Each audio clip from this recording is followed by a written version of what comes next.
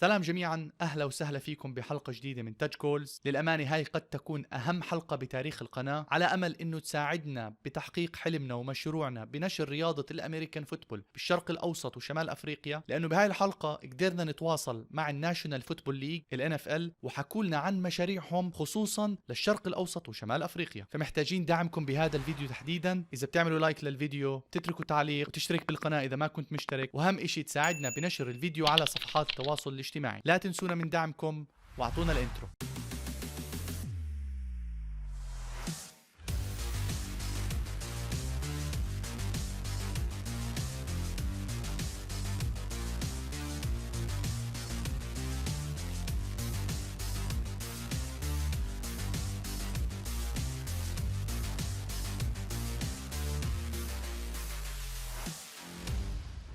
Hello everyone, thank you for joining us in this episode. Today we have a special guest, Mr. Henry Hodgson, VP of International Marketing and Fan Development in the National Football League. Hello Henry, thank you for taking the time from your busy schedule to be with us today. It's great to be here. Thank you very much for inviting me on. Since this is the first time we talk to someone outside the Middle East, allow me to start by asking you, have you been to the Middle East and or North Africa before? I have not. No, I've never been. Unfortunately, I would love to go. Even more so because my sister is married to a gentleman from Egypt, and so she lived there for some time. And I should have gone. I'm based in Los Angeles, and it was never that easy to get from LA to Egypt. And every time I see them, they now have moved back to the UK where I'm from originally. And every time I see them, they say that we have to go on a trip to Egypt. So one day it will happen, one day soon, I hope. But I'd love to visit the whole region. In this case, consider this as an open invitation for you or anyone in the NFL family, especially because we have amazing football fans all over the region who would love to show you their beloved countries. Well, that's what I hear, exactly. So I would love to do that. Perfect. So speaking of American football fans, I really believe each one of us have an interesting story on how he or she got into American football. Do you mind sharing with us, how did your American football adventure start? Yeah, look, I think that's it's completely true, and it's, you know, for international fans of the NFL, all of us have stumbled across the NFL in a different way that's fascinating and very unique, especially compared to obviously people in the US who are either born into fandom because their father was a fan of a team, or they grew up in a city and therefore you become a fan. So I love the question because I love hearing about people's own fandom. So I may turn the tables on you in a second and ask you the same question. But for me, I'm a fan of the Miami Dolphins and have been since way back, just when Dan Marino started his career. And the reason for it is a couple of things. First of all, the NFL first came on TV in the UK when I was, around 5 or 6 years old, and there were only 4 TV channels that were available at the time. The 4th one had just launched, named Channel 4, and on that channel, they sort of, I guess, just acquired the rights to the NFL just because they probably didn't have a whole lot else to show. And so on a Sunday night each week, they would show the best game from the previous week, cut down into a sort of 45-minute highlight. And often, because of Dan Marino, the Dolphins were one of the teams that was shown. So they were on there a lot. I was watching at the time. The only other shows that were on a Sunday night were sort of religious programming. There was, I think, a thing about sheepdogs, which I think was probably for your audience would. People probably mystified by that. And then something called the Antiques Roadshow, which was about old kind of furniture and things and how much it was worth. So suddenly, with this new sport that was on TV at a time where there really wasn't any competition, a lot of people in the NFL, in the UK rather, sort of fell in love with the NFL, and had a huge moment in the sort of mid '80s where people fell in love with it, and I was amongst them. So that was one reason. The second was my father had lived in the US very briefly, I think so 3-4 months, in the 70s, again, when the Dolphins were pretty good. So he had an understanding and knowledge, A, of the sport. So it wasn't completely mysterious to him. So he could explain it to me when I was first watching it, and B, of the Dolphins. So that's sort of tipped me that way as well. Why Miami Dolphins? What happened that really you got to become a Miami Dolphins fan? It really was Dan Marino. Yeah, I mean, he was better than everyone else at the time, and it looked exciting. You know, the throws that he could make, the way that he led that team. Still, one of the strangest things is that he never managed to win a Super Bowl, but it always felt like the Dolphins were just a great team with him. Just so you know, I have met 2 Miami Dolphins fans in the Middle East, Ali and Abdullah. Right. And the reason I asked this question is the last time we had an interview with His Royal Highness Abdullah bin Saad, who is a huge 49ers fan. I remember you telling me, yeah, many new fans started to follow San Francisco 49ers. So hopefully after this interview, more fans will be joining the Miami Dolphins ship. Hopefully. Come and join the Dolphins. And then that was Marino's only Super Bowl was against the 49ers. And in a season where he'd set records across the NFL and then wasn't able to follow it up with a Super Bowl win. So the 49ers obviously went off and Joe Montana went off to win a bunch more and Marino never went back. So I definitely feel like your fans and your viewers should be following the Dolphins stuff. You must be excited for next season then. I am, yes. I mean, from a Dolphins fan perspective, yes, I'm really optimistic about the team. I think that they're going to be good this year, and they've got some exciting players, and I'm very much looking forward to seeing Tua for his second year. But I think from a league perspective as well, the NFL season is set up to be really exciting, and I think partially that's because every year there's so much change, different players joining different teams, the draft evens things out. But I think especially this year, just having fans back in the stadium around the US, for a viewer, or if you're lucky enough to go in person to a game, but certainly for viewers, last year it was definitely missing something when you are watching it, as exciting as the action on the field is. Without the fans, the reaction, live to what's happening, it wasn't quite the same, and so I think everyone should be excited about having that back. So many storylines, Henry, this year. I'm looking forward to Miami Dolphins. Hopefully, after not making the playoffs last season, they were very close. I really believe they have a chance this year. Before we discuss NFL international plans, I am very much interested to hear your views and opinions on how crazy American football is growing globally. It's growing all around the world. I think we're seeing it everywhere. We, from an NFL international perspective, have been marketing the sport around the world. There are some countries, obviously, that have been introduced to the NFL for some time now. The ones that border with the US, Canada, and Mexico are on a great time zone to watch the sport. And then, obviously, there are more people that play the game and understand the game there. But what we're seeing is that all around the world, in Europe, in the Middle East, in Africa, in Asia, in South America, there are people who are gravitating towards this sport. Sport around the world is these days much more accessible via digital, social media, etc. So highlights get out there, and I don't know how you could watch an NFL highlight and not be intrigued to find out a little bit more about the game.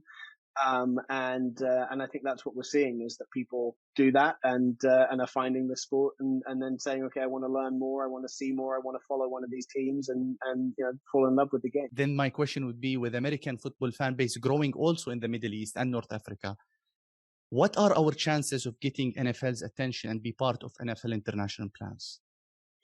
I think the whole world outside the US are part of NFL International's plans. I think it really just depends on the scale of those plans at this time. Mm-hmm. For now, I think our focus in the Middle East and North Africa is really around how do we make the game more accessible? How do we make sure that people in your markets are able to actually watch the game more easily? And that's a pretty basic level starting point.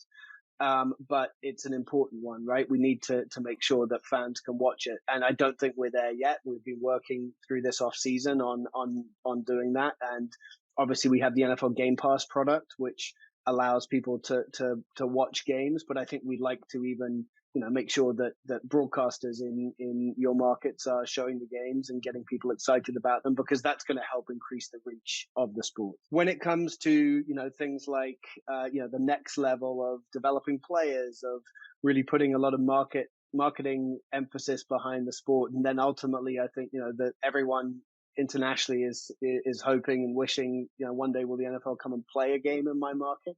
I think that's still a little bit further off, but that comes with seeing the kind of momentum that you've drawn my attention to that's happening in the markets. And, the more that we can use that momentum to really get the TV audience up, to show that there's a fan base in the market, then, I think inevitably the NFL has to look at that region or anywhere else where this is happening and say, okay, this is something we need to consider. Do you think having an NFL game, even a preseason, a valid dream for people in this region? I think it will be in the future. I think honestly for now it's probably not completely realistic in the short term. Mm-hmm. My perspective has always been that preseason games are, it's wonderful and it's tangible, but, we're all sitting through preseason games now. And as fun as it is to watch the players back on the field, I personally love it because it's when you see some of the young guys, the guys who really are trying to earn this dream for them, especially our international players, part of the International Player Pathway Program, getting these opportunities to play in the league. I think when it comes to taking a spectacle like an NFL game, my opinion is it's better to do that with a regular season game and give people, 4 quarters of Tom Brady rather than 5 minutes of Tom Brady and then, the other guys behind him for the rest of the time. It's amazing how every time you answer a question, you answer my next question. So I'm sorry. I'm anticipating your question. So this leads me actually to my next question, where I wish I can tell you about all the amazing success stories and how much people or challenges we have overcome in this region to follow this amazing sport. Yes. But one of the most important success stories is all the hard-working people behind our amateur leagues that we are running in many countries. Egypt has an amazing league, untouched talents, hard-working players. So does Jordan, United Arab Emirates, Morocco, Saudi Arabia. Even women, Henry, are very good at flag football. Yeah. And you touched base on, international player pathway program, which with the right coaching and mentoring could be a potential for them to crack into the NFL.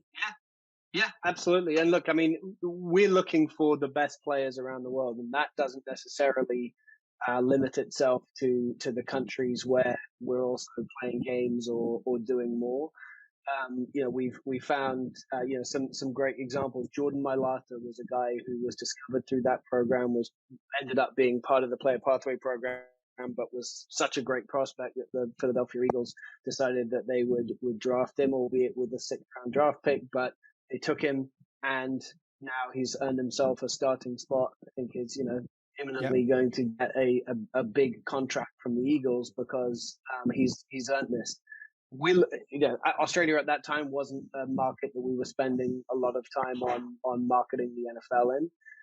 And probably as a result of that, we've done a bit more of it. But what I would say is that if there are players anywhere around the world that we can find out about and see their athletic talent and prowess, our scouts will scour every and any country to go find them. And one area that we are spending more and more time on recently, because we know that there's just a large number of NFL type athletes there, is Africa generally.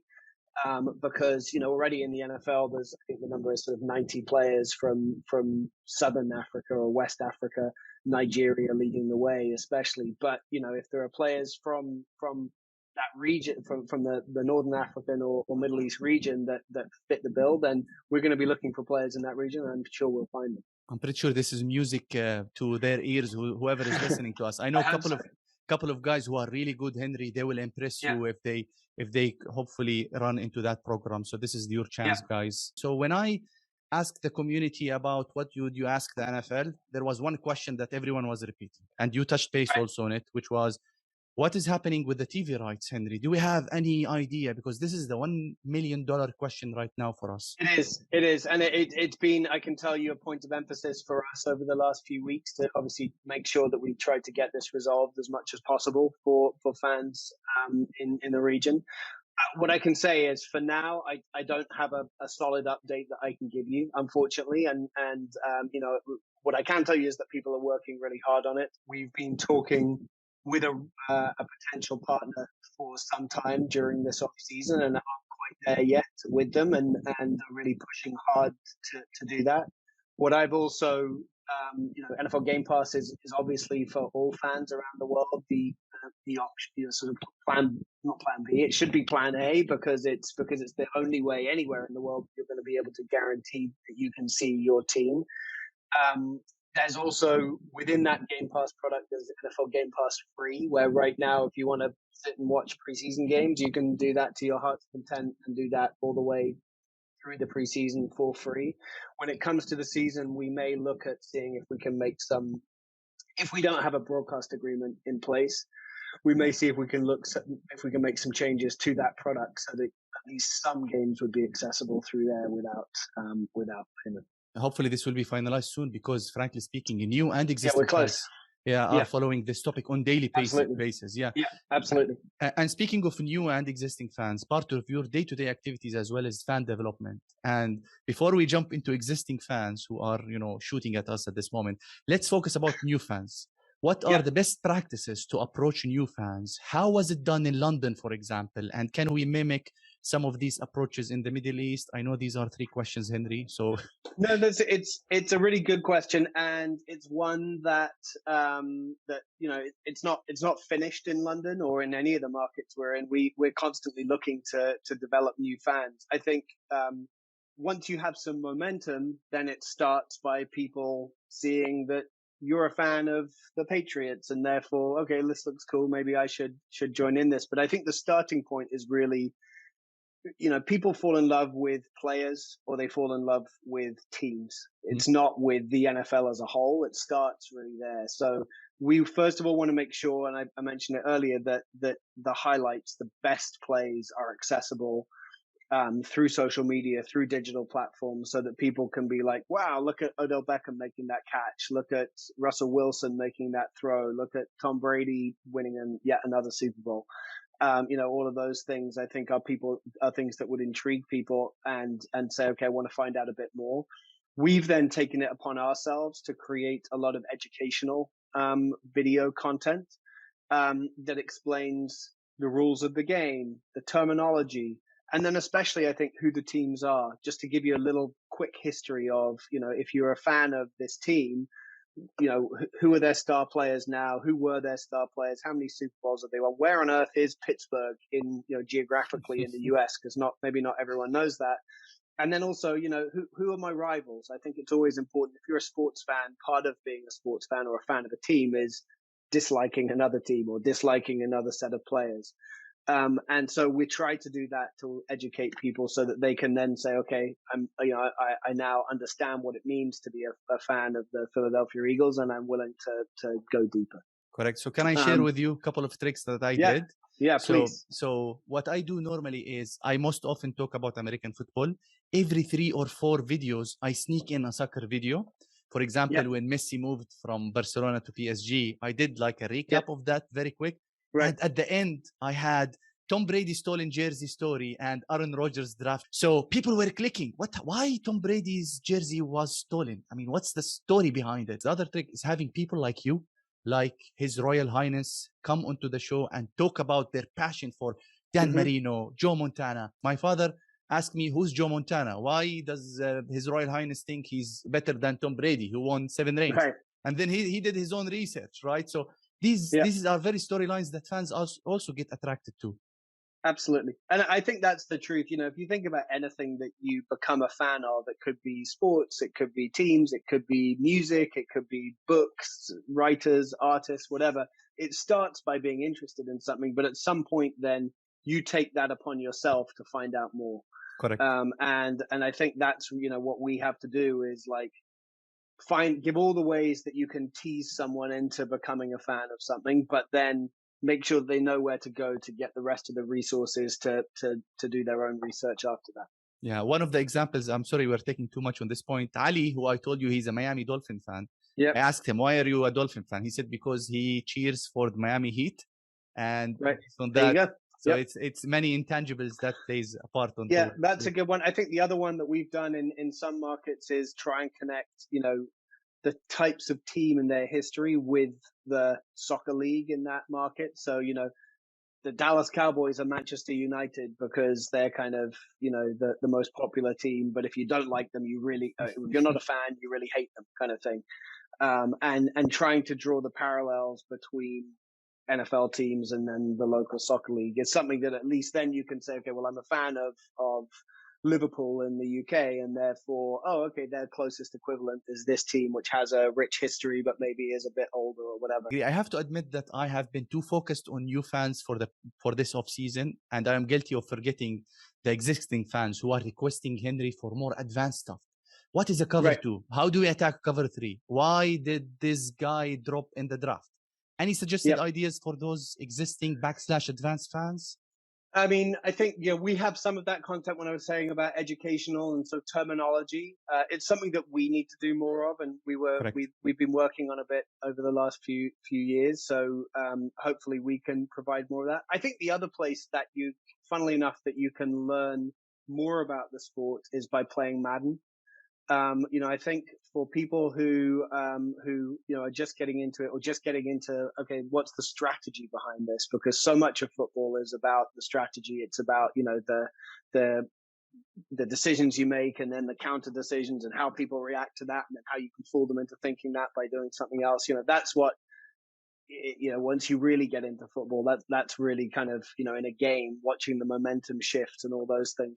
So I think Madden can be a fantastic way to learn about, the strategy of the game, and see that for yourself. And I love that game. I think it's fantastic. And again, it can be a really good tool. A lot of people, we hear internationally, discover the NFL through Madden. You'd think it would be the other way around, where you become a fan, then you buy Madden, and then you learn more. But actually, some people get exposed to Madden, and that's how they discover, I like the NFL, and I'm a fan of this team or this player or whatever. Correct. Actually, Madden is also hottest topic right now because they just released Madden 22. Just released the new game, yeah. So that's great. I also believe, Henry, if you agree, Game Pass is also underrated, where we believe it's only to watch games. But there are so many documentaries, interviews, so much great show, amazing shows as well. If I can be selfish for 1 minute, Henry, my favorite one is Red Zone, Scott Hansen, of course, and Good Morning Football. I love it. Like every day I walk, it's good afternoon for us, but I love the content. Football, exactly. I love the producers. My favorite are the hosts, Kay, Kyle, Peter, and Nate. It's my dream one day to just meet them in person and tell them that they have huge fans in the Middle East. That's my dream. Hopefully one day. I bet they would love to hear that. I'll make sure that they find out that they have big fans in the Middle East. Good Morning Football is a fantastic show, but actually the time slot it airs in Europe, in the Middle East, and beyond, I think that show is really, for a lot of fans, something that they tune into religiously on a daily basis to get the latest news, and the fact that those guys are so good at their jobs and do such a great job in presenting the sport with such kind of imagination and creativity, that it's become a way for fans outside of the US to really kind of learn more about the game and to get engaged with it. And I don't think other sports around the world do it in quite the same way. I'm big fan of them. I think they are incredibly good at their jobs and incredibly creative and make it really fun to follow. It's a point that His Royal Highness also mentioned. He said the best sport in the world that does all the around the team, around the league, they give you the nitty-gritty stuff that no other sport does is NFL. That's why it makes American football a crazy sport. So I honestly believe that if we can just introduce Game Pass more often to people, I'll do my best on this, Henry. But people right now are using it for only recording games and watching games. I'll see what we can do on this part. Also, Peyton Places, I was looking into it the other day. It's a great show. Yeah, it tells you all the history about American football. It's fantastic. Yeah, in a fun way. The other thing that's on there now is, sorry to interrupt you, but is Hard Knocks. And if you guys. Again, this is another example of the NFL doing things differently to other sports, is giving people the insight into these teams behind the scenes as they're developing through the season. So, right now, if you're an NFL fan in the Middle East, North Africa, or anywhere in the world, and you want to watch it, it's available for free on Game Pass. You go to Game Pass, put your email address in, and you've got access to a lot of the type of content that you're talking about. Good Morning Football's free on a daily basis. Hard Knocks is free right now, and then, as I mentioned earlier, all the preseason games. So there's so much that's available in there. You're right, for you to kind of find out about the history of the teams, the players, as well as what's happening currently, and to watch some games. It's a pretty good place to get your NFL. I watched today episode 2 of Hard Knocks, Henry, and it's crazy. Like, I don't watch Netflix anymore, and it's just for me, it's the Game Pass, and hopefully one day they'll bring my Bears and see what they do in the camp. Maybe. The exciting thing about it this year is I'm going off on a personal tangent here, but my friend Dirty is the defensive line coach for the Cowboys. So if you watched, the British guy is a guy who I've known for about 20 years or so now. And it's super exciting to see, him he's been incredibly successful, and it's amazing, how he's managed to get this job with the Cowboys, having started off coaching football in the UK, in London, and playing football in London. And I think, apart from the fact that he's on Hard Knocks and obviously making a great impression there, it shows, people who are involved in the sport, going back to our earlier conversation, whether it's players or coaches around the world, there's a path for you, no matter where you're doing it now, at what level. If you're passionate about this and willing to work hard and put your heart and soul into it, which I can tell you is what Adden has done, you could find yourself one day with the end product of that hard work could be a job in the NFL. And the NFL is open to looking at foreign talent, whether it's players like we talked about earlier, or coaches or administrators or whatever else, and giving them opportunities. And I'm personally, couldn't be happier than to see Adden getting his moment to show, what he's been working so hard on over the last 10, 15 years when he's become a coach to now where he is in the NFL. And there was a clip also this episode where there was an Arizona Cardinals player talking to the Dallas Cowboys player about being an international player. Both guys part of the player pathway program. Yeah, Isaac Alarcon from the Cowboys, who came from Mexico, played in Monterrey and in university, and actually they're going to do a big feature on Hard Knocks on him next week, so look out for that. And then Bernard Seikovits from Austria, who's a tight end for the Cardinals and part of the player pathway program this year. So that was his very first game in the NFL. And again, for both of them, that was that moment on the field at the end, basically saying, wow, can you believe where we are and what we're doing? I think that's what I love. It gives me goosebumps talking about it. It's crazy. This is what makes NFL special. Henry, before we let you go, I need your help here. There is an amazing American football community who is working hard to increase awareness about this amazing sport in the region. And it's not easy, Can you please share some encouragement words to this community, especially from someone like you? It will definitely help them in motivating them continuing this adventure.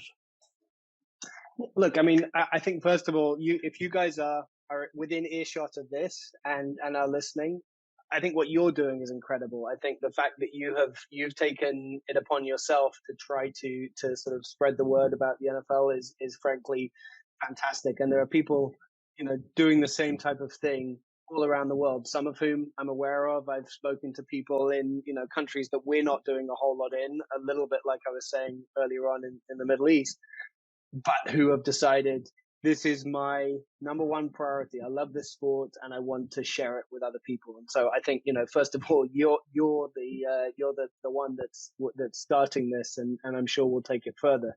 From all the people who are listening standpoint, keep following, keep showing the NFL. The best way to get the NFL to take notice of the fact that more needs to be done in your region is to watch it, to listen to it, to play it, because the more that we see and hear that the sport's taking off in a certain region, the more we're going to spend time on trying to build the sport even further there. So the season's coming up. I really hope that we can provide you with the coverage that your fans deserve in the region, and you and I should stay in touch on how that's evolving over the next few days.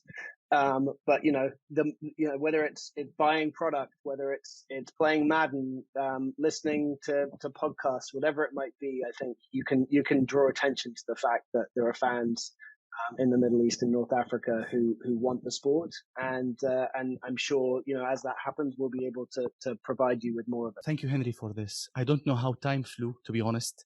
I enjoyed this one. I Good. had I'm fun. glad you did. I had fun too. This is great. you promise us to come again. When I would love to. I'd really love to. Please. And I want to, I want you to keep me up to date with how things are evolving and how fandom is growing there. Because I love when we first met a few months ago. I don't think I'm telling anything that I shouldn't, but when we first chatted, it's amazing what you're doing. Again, as I said, and so please, let me know how the sport continues to grow in the region, because it's great for us to see and hopefully to help with it if we can. Thank you, Henry, for your time. I really appreciate your time. And thank you for everyone who's listening to us. Hopefully we will grow. Thank you for listening. Yes, hopefully we'll grow this together. And I guess that's it, Henry, for today. We'll get you on another time, hopefully soon. I would love it. All right. Thank you. Take care, Henry. Thank you for your time.